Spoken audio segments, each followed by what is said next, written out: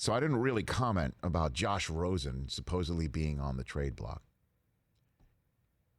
This kid has had the worst luck since being drafted. You could even take it back to college where he had. He did get to go to UCLA. I know, but he had a different offensive coordinator every single year. I know, but he still performed well enough to be this 10th overall pick in the draft. That's true. Okay, so I want to start there because it's, there's only 9 guys that were ahead of him. And you remember he did say at the time that he was going to have 9 teams were going to regret it. But we talk all the time about somebody who comes out of college and it's the perfect situation, which is coach doesn't get fired, GM is there, and offensive coordinator is safe because coach is safe, and owner knows what needs to be done organizationally. Obviously, like Seattle, Baltimore leaps to mind for those situations, right? He gets drafted by Arizona, which had hired a defensive-minded first-time head coach in Steve Wilkes. And Josh Rosen gets thrown into the middle of things. And it's a total, complete disaster. The team is not ready to have a rookie succeed. He loses his offensive coordinator in the middle of his first season. The offensive line is dreadful. Dreadful. And it's so bad that they earn the first overall pick the next year,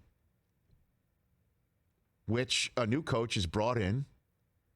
And it's kind of, I wouldn't say rare, but usually when a general manager makes a coaching decision and one and done's that coach, the general manager's also on thin ice, but that didn't happen in Arizona.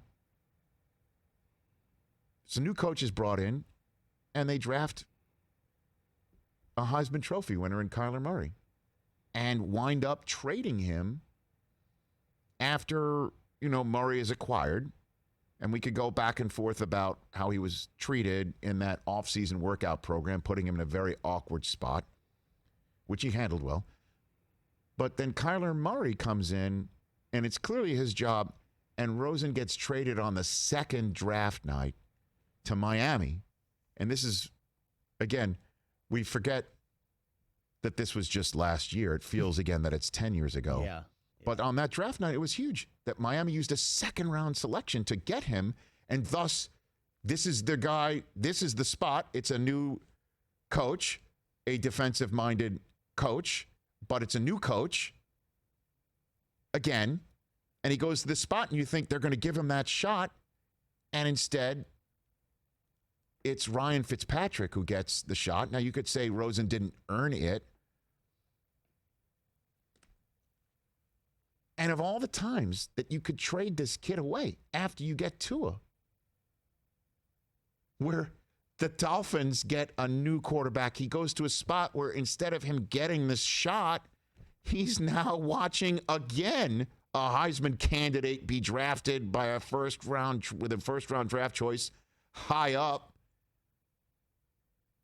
So they're investing their future in another young quarterback, not him. And of all times to trade him, it's the week before the season?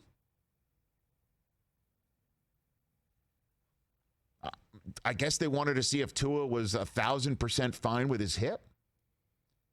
I mean, it truly is the worst possible scenarios 3 years in. Kind of felt for him.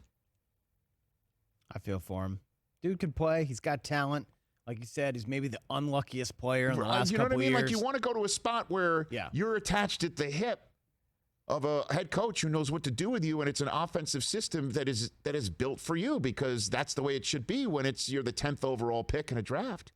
And then you're acquired as a second round draft choice on a draft night, like a Garoppolo pick.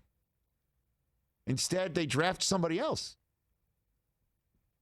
the next year. Crazy. And then wait till a week before the season to trade him. Even free agents try and find this stuff, and it works out with Breeze. Breeze has been attached to the hip with Sean Payton for a decade and a half now. Well, what did Rick Stroud say yesterday? 215 games? Hey, you watched all the way to the end. Thanks for that. Watch more right here.